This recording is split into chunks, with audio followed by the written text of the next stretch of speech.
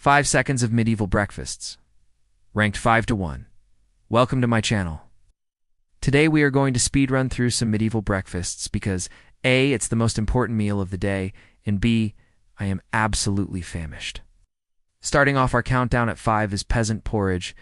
This is basically what it sounds like. They were more like cheese curds because they didn't have the technology for large-scale cheese production. So what they did have access to was a lot of fresh milk.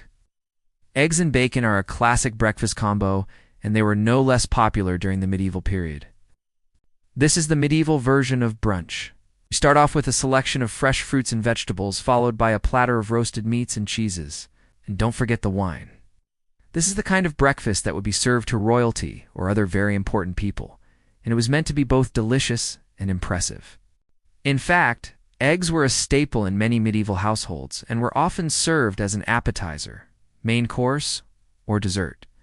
If you did, please like and subscribe so I can keep bringing you more fun historical tales. Until next time, goodbye. And let's be real, who doesn't love a good egg and bacon breakfast? So they would take that milk and boil it for a very long time, until it turned into a thick, creamy substance that would last much longer than milk could. They would then season it with salt and sometimes pepper or other spices, if they were feeling fancy. The result was a kind of cheese that was very high in fat content and calories, which was perfect for a filling breakfast.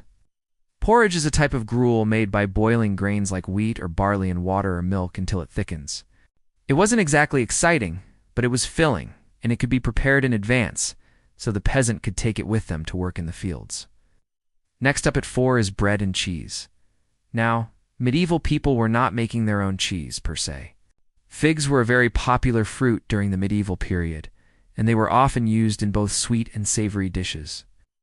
So naturally, when the fig harvest came around, everyone was making fig and sausage bread.